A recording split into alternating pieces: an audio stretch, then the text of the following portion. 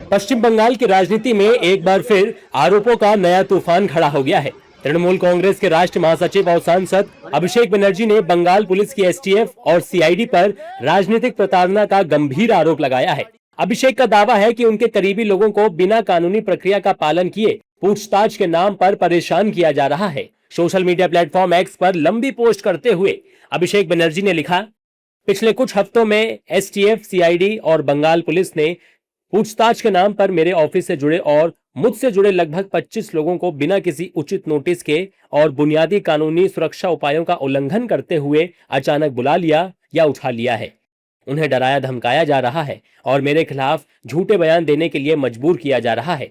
Phone tap किए जा रहे हैं और यहां तक कि महिलाओं सहित परिवार के सदस्यों को भी परेशान और धमकाया जा रहा है।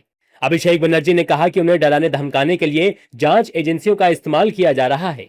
यह राजनीतिक डराने धमकाने का सबसे बुरा रूप है। जिस सरकार के मुख्यमंत्री खुद कैमरे पर कथित तौर पर रिश्वत लेते हुए पकड़े गए थे और जिन पर सीबीआई के कई मामले चल रहे हैं, वही सरकार अब मुझे निशाना बनाने के लिए सरकारी एजेंसियों का इस्तेमाल कर रही है। जो करना है कर लीजिए, मैं अपनी आखिरी सांस तक झुकने वाला नहीं हूं। हालांकि अभिषेक बनर्जी के इन आरोपों पर अब तक पश्चिम बंगाल पुलिस, एसटीएफ, सीआईडी या राज्य सरकार की ओर से कोई आधिकारिक प्रतिक्रिया सामने नहीं आई है, लेकिन राजनीतिक बयानबाजी ने जरूर रफ्तार पकड़ ली है। आरजेडी प्रवक्ता मृत्युंजय तिवारी ने अभिषेक का समर्थन करते हुए बीजेपी पर सत्ता के दुरुपयोग का आरोप लगाया। उधर कांग्रेस नेता राजेश ठाकुर ने कहा कि विपक्षी नेताओं को प्रताड़ित करना बीजेपी सरकार की नीति बन चुका है। विपक्ष के नेताओं को पूछताछ के दौरान जिस तरह से एजेंसियों के द्वारा वहां प्रताड़ित किया जाता है, ये अत्यंत ही दुर्भाग्यपूर्ण है। सत्ता आती जाती रहती है, सत्ता का नशा उचित नहीं है। बंगाल में कुछ कहने की जरूरत ही नहीं है।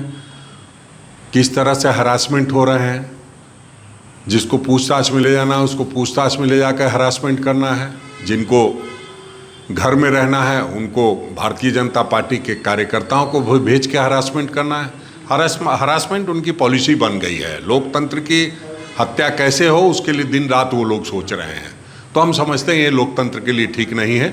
सभी लोगों को सावधानी रखनी चाहिए, क्योंकि आने वाला दिन ऐसा नहीं है कि सब दिन आपका होता है, अन्य लोगों को भी मौका मिलता है। फिर इस तरह की प्रति बढ़ेगी तो कहीं ना कहीं सबों का नुकसान होगा। वहीं बिहार सरकार में मंत्री लखेंद्र पासवान ने पलटवार करते हुए कहा कि जो गलत काम करता है डर उसी को लगता है। जो व्यक्ति चोरी करता है और जो गलत करता है उसी को भय होता है,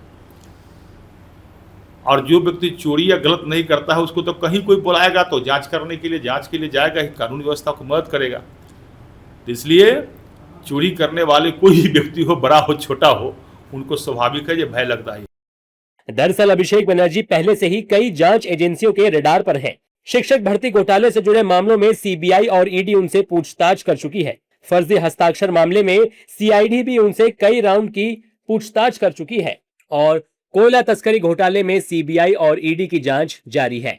ऐसे में अभिषेक के ताजा आरोपों ने जांच एजेंसियों की कार्रवाई और राजनीतिक प्रतिशोध दोनों को लेकर नई बहस छेड़ दी है।